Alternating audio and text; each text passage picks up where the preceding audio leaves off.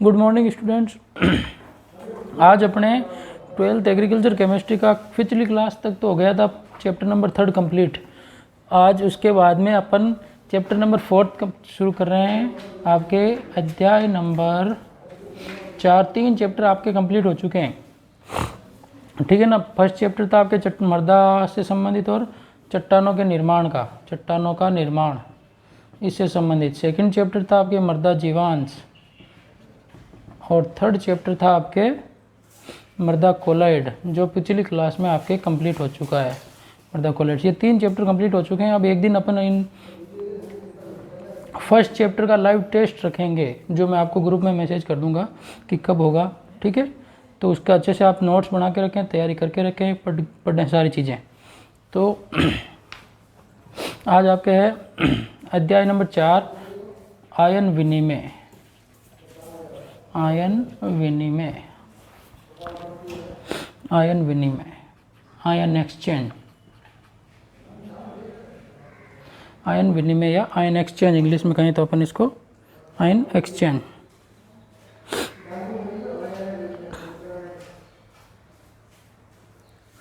आगे बात समझ में, तो 3 चैप्टर तो आपको समझ में आ चुके होंगे। अगला चैप्टर आपका नंबर 4 है आयन विनिमय, ion exchange, CHANGE, ion exchange, ion विनिमय, आयन एक्सचेंज, ये चौथा चैप्टर है, जिसके अंदर अपन मृदा के अंदर जो धनायन एवं ऋणायन है उनसे संबंधित जैसे आयनों का आदान प्रदान कैसे होता है। तो आयन तो आपको पता ही है, तो आयन कितने प्रकार के होते हैं? 2 प्रकार के होते हैं।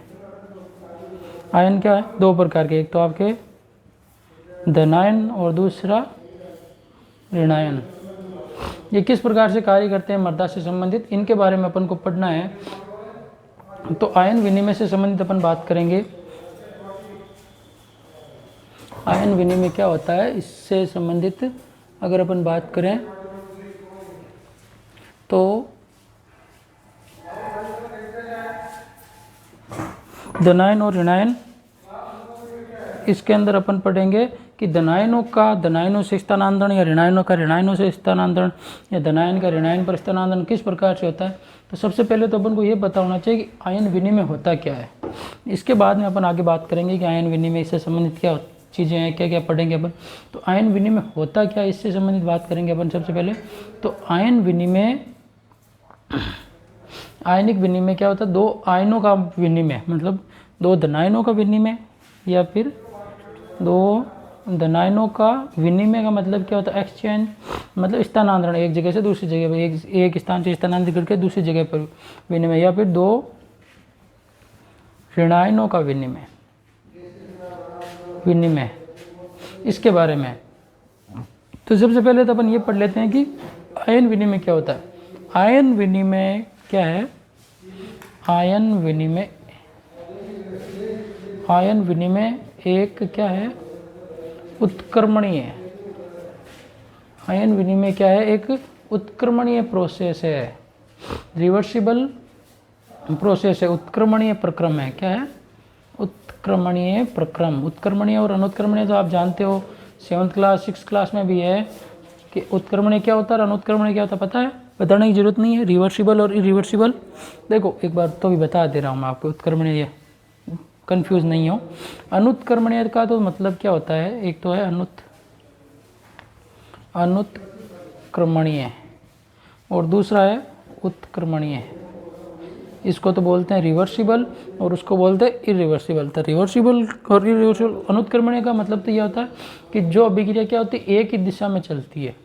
मतलब जैसे अभिकारक से, अभिकारक तो जानते हो आप सभी, अभिकारक रिएक्टेंट से क्या बन रहा है? प्रोडक्ट, उत्पाद बनता है।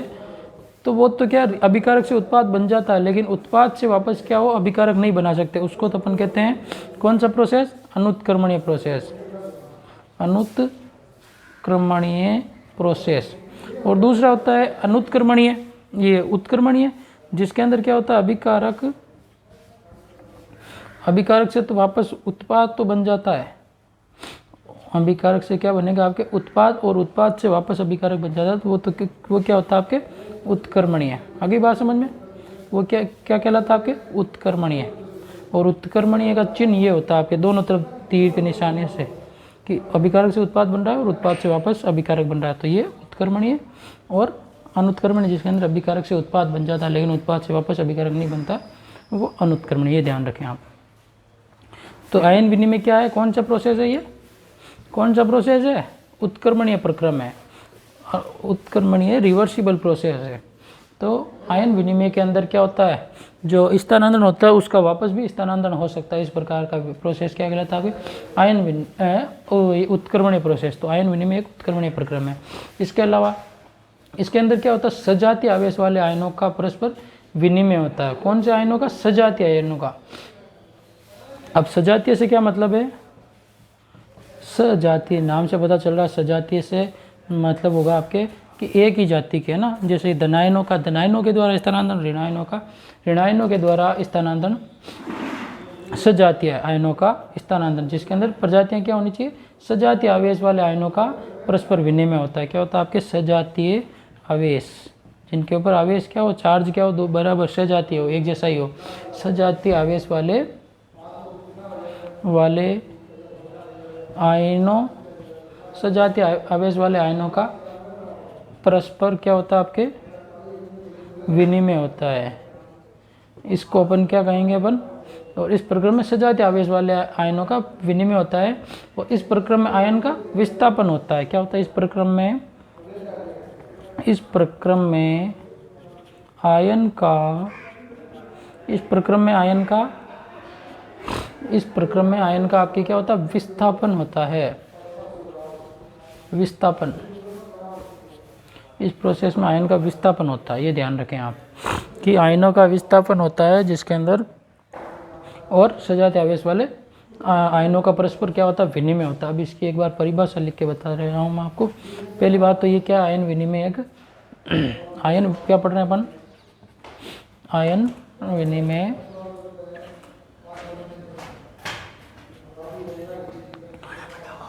आयन विनिमय एक उत्क्रमणीय प्रक्रम में सजातीय आवेश वाले आयनों के मध्य परस्पर विनिमय होता है। ये चीज़ बता दी मैंने। अब इसकी मैं परिभाषा बता रहा हूँ, आपको लिख के दे देता हूँ कि विनिमयशील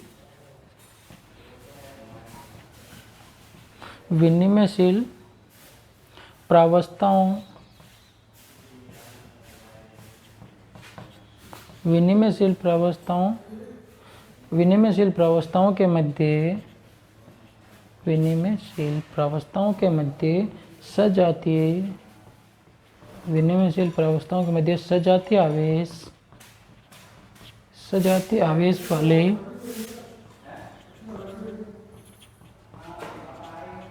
सजातीय आवेश वाले आयनों, सजातीय आवेश वाले आयनों का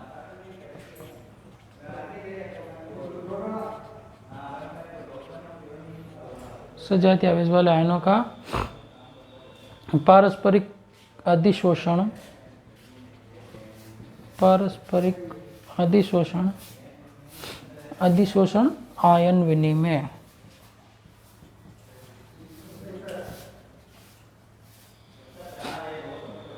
आयन विनिमय कहलाता है। तो परिभाषा क्या हो गई आयन विनिमय की, विनिमयशील प्रावस्थाओं के मध्य सजातीय आवेश वाले क्या है, विनिमयशील प्रावस्थाएं जिनके अंदर क्या है, परस्पर विनिमय हो सकता है, उन प्रावस्थाओं में के मध्य सजातीय आवेश वाले आयनों, सजातीय मतलब समान आवेश वाले आयनों, ये ध्यान रखना आपको, सजातीय आवेश वाले आयनों का पारस्परिक अधिशोषण ही क्या कहलाता है, आपके आयन विनिमय कहलाता है। और विनिमयशील प्रावस्था मतलब जिसे विनिमयशील ठोस के बीच, ठोस प्रावस्थाओं के बीच में, है ना, ठोस और ठोस के बीच में प्रावस्थाओं के मध्य, तो वो विनिमयशील प्रावस्थाएं हो गई। तो आयन विनिमय की परिभाषा आ गई समझ में कि विनिमयशील प्रावस्थाओं के मध्य सजातीय आवेश वाले आयनों का परस्पर अधिशोषण ही क्या कहलाता है, आपके आयन विनिमय कहलाता है। ठीक है, अब इसके आगे अपन पढ़ते हैं कि आयन विनिमय कितने प्रकार का होता है। तो आयन विनिमय के प्रकार, तो आयन विनिमय आप बताया मैंने कि आयन कितने प्रकार के हो गए आपके, 2 प्रकार के। तो आयन विनिमय भी कितना हो जाएगा आपके, आयन विनिमय के प्रकार की बात करें अपन तो आयन विनिमय हो जाएगा दो प्रकार का, पहला तो हो जाएगा आपके धनायन विनिमय और दूसरा हो जाएगा ऋणायन विनिमय। पहला हो गया आपका धनायन विनिमय और दूसरा ऋणायन विनिमय, कैटायन एक्सचेंज और एनायन एक्सचेंज। अब धनायन विनिमय के अंदर क्या होता है और ऋणायन, इनके एग्जाम्पल के आधार पर अपन पूरी डिटेल से बात करेंगे। पहले मैं आपको इनकी परिभाषा बताऊंगा, फिर उसके बाद में एग्जाम्पल और पूरी अभिक्रिया के साथ में बताएंगे, अपन पढ़ेंगे। धनायन विनिमय मतलब कैटायन एक्सचेंज और ऋणायन का मतलब है एनायन एक्सचेंज।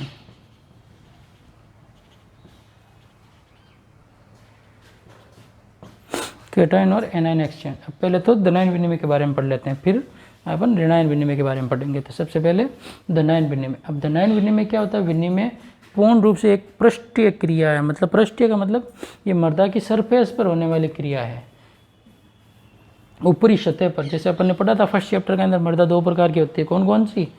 पृष्ठ मृदा और दूसरी अवमृदा।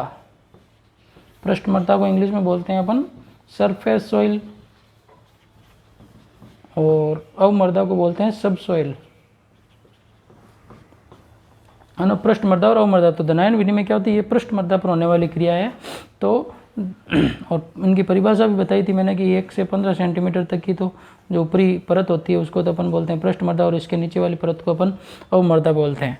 तो ये धनायन विनिमय क्या है? आपके पृष्ठीय क्रिया है, मतलब ये मृदा के पृष्ठ पर होने वाली क्रिया है। तो पहला तो गुण हो गया कि धनायन विनिमय सरफेस पे होती है, तो मृदा की ऊपरी परत पर, तो ये पृष्ठीय क्रिया है, पृष्ठीय क्रिया है।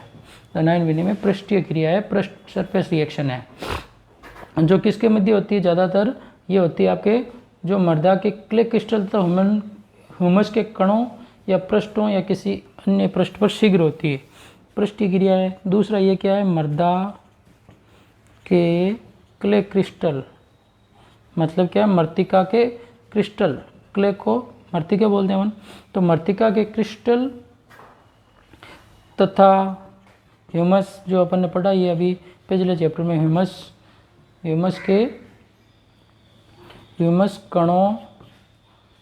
कणों के पृष्ठों पर, क्ले क्रिस्टल तथा ह्यूमस के कणों के पृष्ठों पर या फिर किसी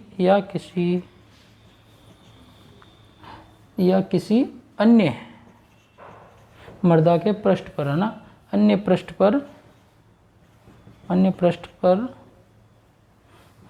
पर शीघ्र होती है। कौन सी क्रिया? धनायन विनिमय की क्रिया क्या होती है? ये तो पहली बात तो पृष्ठीय क्रिया है, और ये ज़्यादातर तेज गति से कहाँ पर होती है? आपके क्ले क्रिस्टलों के ऊपर या ह्यूमस के कणों के पृष्ठों पर या किसी अन्य पृष्ठ पर क्या होती है? ये क्रिया शीघ्र होती है। और इस क्रिया में मैंने पहले ही बता दिया कि आयन विनिमय क्या होता है? सजातीय आवेश वाले आयनों के मध्य, तो इनके मध्य पदार्थों के अणु समान संख्या में होते हैं, है ना, समान संख्या में अणु होते हैं। और अपन को ये पता है कि मृदा के कणों पर आवेश क्या होता है? मृदा के कणों पर कौन सा आवेश होता है? अपन ने पहले ही पढ़ा है। सभी ह्यूमस के ऊपर भी आवेश, मृदा के क्ले क्रिस्टल पर आवेश, तो कौन सा आवेश होता है? ऋणात्मक आवेश होता है ना, ऋणायन होता है। ह्यूमस के कण, और ये कण क्या होते हैं? ऋणायन के कण होते हैं, ऋणायन के कण होते हैं, है ना। तो ऋणायन के कण होंगे तो ये किसको आकर्षित करेंगे? आपके ऋणायन के कण होते हैं, तो क्या करते हैं? ये धनायन को आकर्षित करते हैं, धनायन को आकर्षित करते हैं। तो ये पहला तो पृष्ठीय क्रिया है, मृदा के क्ले क्रिस्टल तथा ह्यूमस के कणों के पृष्ठों या किसी अन्य पृष्ठ पर शीघ्र होती है। ऋणायन के कण होते हैं। कौन? ये जो ह्यूमस के कण हैं ये ऋणायन के कण होते हैं, और ये धनायन को आकर्षित करते हैं। सीधी सी बात है, किसको आकर्षित करते हैं? धनायन को आकर्षित करते हैं। इसलिए धनायन विनिमय इन दोनों पृष्ठों पर होता है। अब धनायन विनिमय का विस्थापन मृदा में किन किन के बीच में शीघ्र होता है उसके बारे में पढ़ते हैं। पहली बात तो धनायन विनिमय समझ में आ गई। क्रिया क्या होती है? पृष्ठीय क्रिया, मृदा की सरफेस पर होने वाली क्रिया।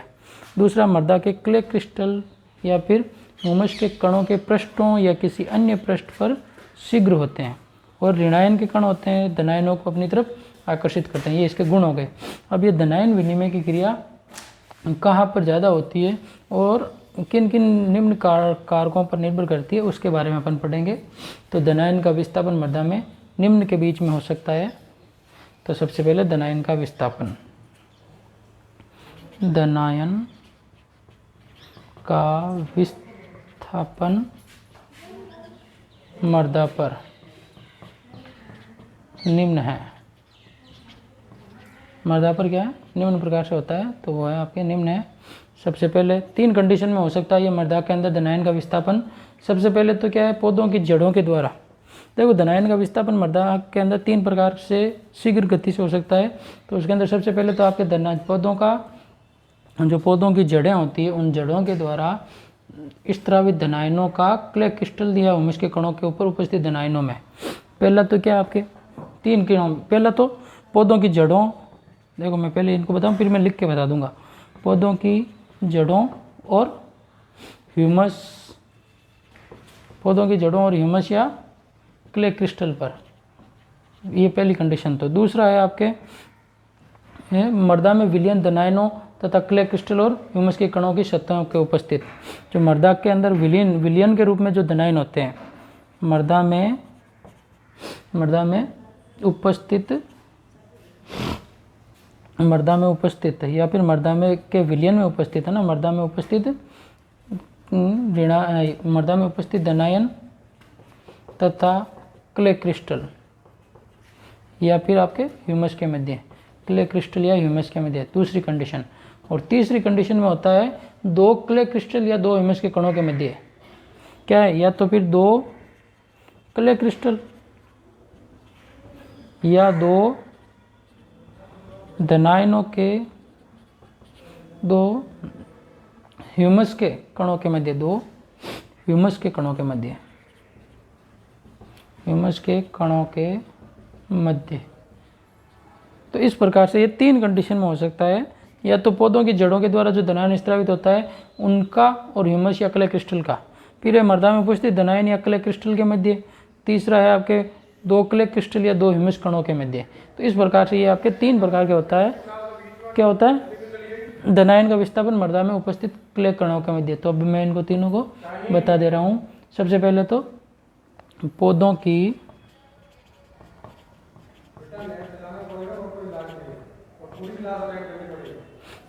जड़ों के द्वारा,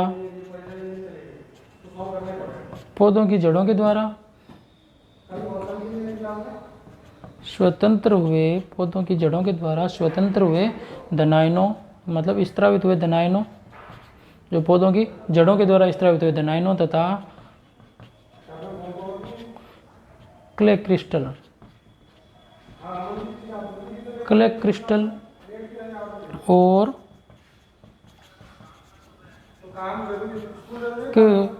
क्ले क्रिस्टल और ह्यूमस कणों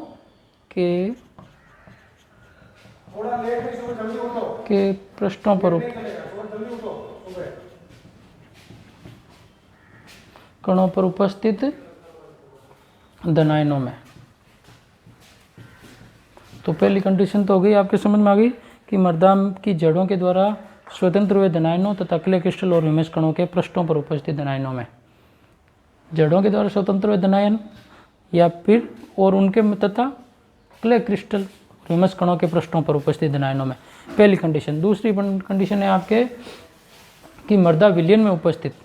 पहला तो हो गया जड़ों के अंदर, दूसरा है मृदा के जो विलयन, मतलब मृदा के अंदर घुले हुए विलयन में उपस्थित विलयन में उपस्थित धनायनों तथा क्ले क्रिस्टल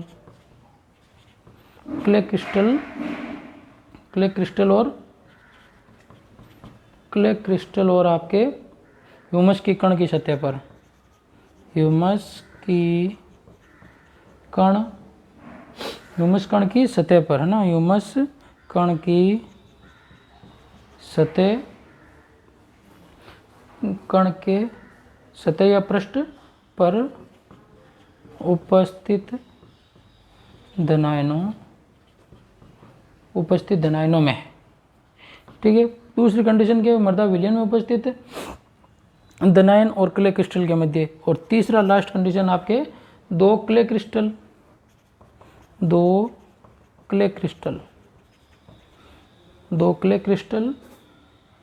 एवं दो ह्यूमस कणों, दो क्ले क्रिस्टल या दो ह्यूमस कणों या एक क्ले क्रिस्टल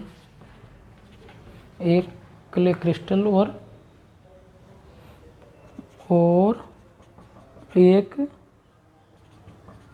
ह्यूमस कण की सतह पर उपस्थित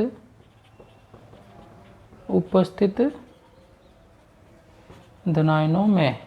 तो तीन कंडीशन हो गई। पहली कंडीशन पौधों की जड़ों द्वारा स्त्रावित और क्ले क्रिस्टल के ह्यूमस के अंदर। दूसरी है मृदा विलयन में उपस्थित धनायनों और क्ले क्रिस्टल के या फिर ह्यूमस के कणों के मध्य। या अब तीसरी कंडीशन में क्ले क्रिस्टल और ह्यूमस के कणों के मध्य, दोनों के मध्य ही।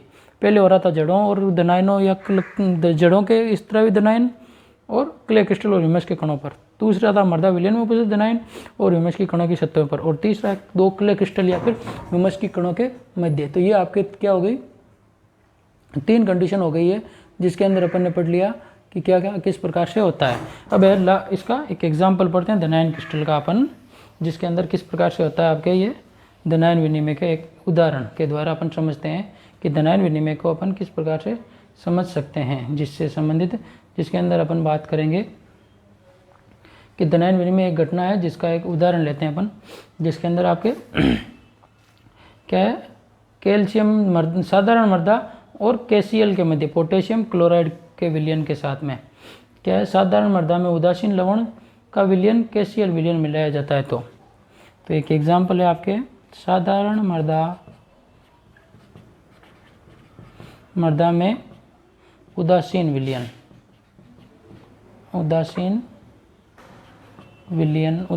को हटा के मैं लिख देता हूँ सीधा पोटेशियम क्लोराइड का विलयन है ना। उदासीन विलयन की जगह पर विलयन साधारण मृदा तथा पोटेशियम क्लोराइड का विलयन। इसके मध्य अगर अपन अभिक्रिया देखें तो किस प्रकार से होती है, देखो सबसे पहले जो साधारण मृदा है, तो साधारण मृदा में क्या होते हैं, कैल्शियम के कण होते हैं। इसके अलावा अम्लीय मृदा है तो इसके अंदर हाइड्रोजन के कण होते हैं। तो अपन बात करते हैं साधारण मृदा की, तो साधारण मृदा में किसके कण होंगे, आपके कैल्शियम के कण होंगे। सिंपल सी बात है कि कैल्शियम ये किस में, साधारण मृदा के अंदर है, कैल्शियम के कण जुड़े हुए हैं, ठीक है। और इसकी अभिक्रिया अपन ने किससे करवाएं, KCl से। पोटेशियम क्लोराइड का सूत्र हो गया ना आपके, KCl से करवाते हैं। तो जो के पोटेशियम आयन होते हैं वो कैल्शियम आयन को क्या कर देते हैं, प्रतिस्थापित कर देते हैं। मतलब ये इसको हटा देंगे और ये पोटेशियम कैल्शियम किसके साथ में अभिक्रिया कर लेगा, Cl के साथ में अभिक्रिया कर लेगा। तो यहाँ पर क्या करते हैं अपन, पोटेशियम, इसके कैल्शियम की संयोजकता +2 होती है। तो इसी के आधार पर अपन कैल्शियम की क्या होती है, पोटेशियम के अणु 2 ले लेते हैं, तो 2 अभिक्रिया कर लेंगे और इसके साथ में बन जाएगी आपके CaCl2। आई बात समझ में। अगर इसको मैं और समझाऊँ आपको, जैसे ये मृदा के कण पर क्या जुड़े हुए हैं आपके, कोई मृदा का कण है, ये मृदा का कण है, इसके ऊपर जुड़े हुए हैं कौन से, अभी साधारण मृदा के अंदर कैल्शियम के अणु जुड़े हुए हैं, कैल्शियम के अणु जुड़े हुए हैं ना, इसके ऊपर कैल्शियम के अणु जुड़े हुए हैं, कैल्शियम के अणु जुड़े हुए, इसकी अभिक्रिया अपन KCl से करवाते हैं। किससे अभिक्रिया करवाते हैं, KCl से, 2KCl से अभिक्रिया करवाएंगे। तो जो ये मृदा के अणु हैं, इसके ऊपर क्या आ जाएगा, आपके पोटेशियम के कण आ जाएंगे। किसके अणु, पोटेशियम के कण आ जाएंगे, प्रतिस्थापित कर देंगे इसको, पोटेशियम के कण प्रतिस्थापित कर देंगे किसको, ये इस कैल्शियम को प्रतिस्थापित कर देंगे। और ये कैल्शियम किसके साथ में जुड़ जाएगा, Cl के साथ में। किसके साथ में, Cl के साथ में जुड़ जाएगा। और ये अभिक्रिया क्या होती है आपके, वापस अगर अपन इसके अंदर कैल्शियम के अणु की अभिक्रिया करवाएंगे तो ये आपके रिवर्सिबल उत्क्रमणीय, अपन ने शुरू में ही पढ़ लिया था कि आयन विनिमय क्या होता है आपके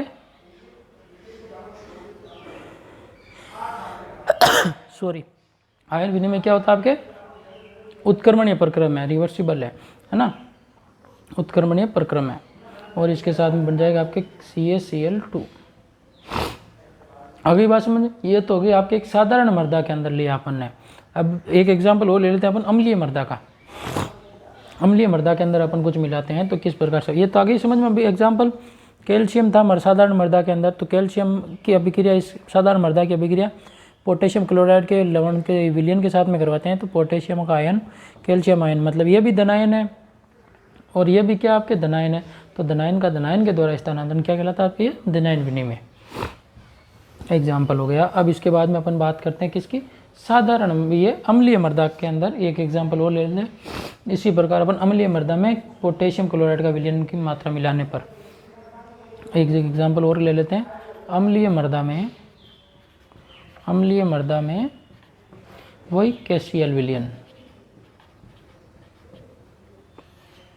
अम्लीय मृदा में अगर अपन KCl विलयन बनाएंगे तो क्या होगी, जैसे ये H+ आयन होगा अम्लीय मृदा के अंदर, अपन ने pH स्केल में पढ़ लिया कि H+ आयन की सांद्रता बढ़ती है तो मृदा क्या हो जाती है, अम्लीय हो जाती है। तो अम्लीय मृदा में अगर अपन अम्लीय मृदा में किस आयन की सांद्रता ज़्यादा होगी, H+ आयन की, और अभिक्रिया करवाते हैं अपन किसकी, KCl की अभिक्रिया करवाते हैं।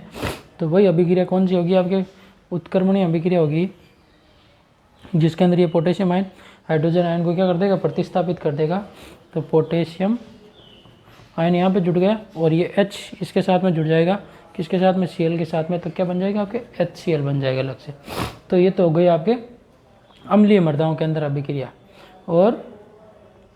और साधारण मृदा के अंदर दो एग्जाम्पल अपन ने पढ़ लिया। अम्लीय मृदा में ये H आयन पोटेशियम आयन इसको प्रतिस्थापित करके इसकी जगह पर आ जाएगा और पोटेशियम इस मृदा में जुड़ जाएगा और HCl इसके साथ में। तो इस प्रक्रिया को अपन क्या कहते हैं, इस क्रिया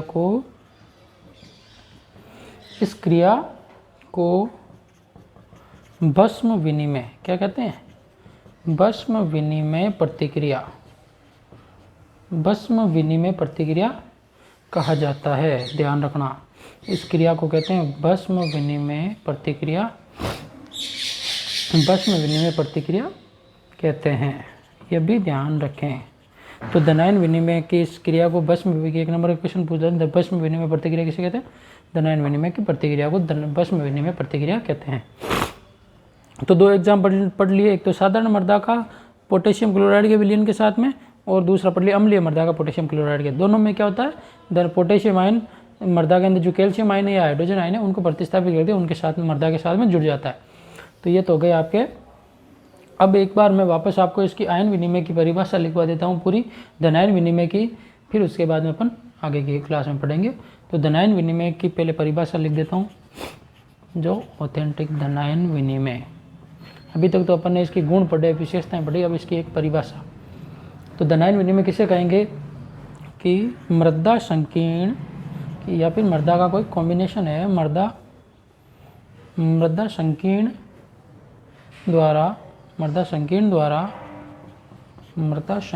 द्वारा किसी विलयन,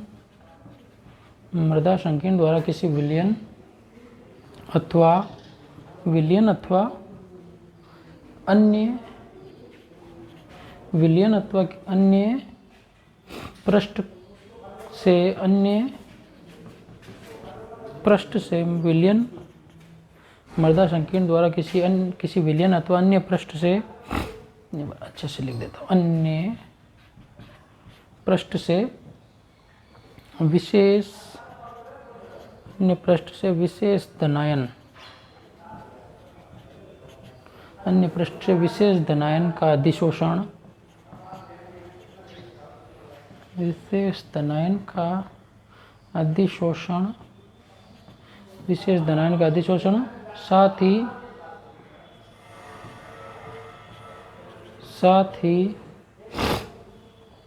मूल सतह मुक्त होने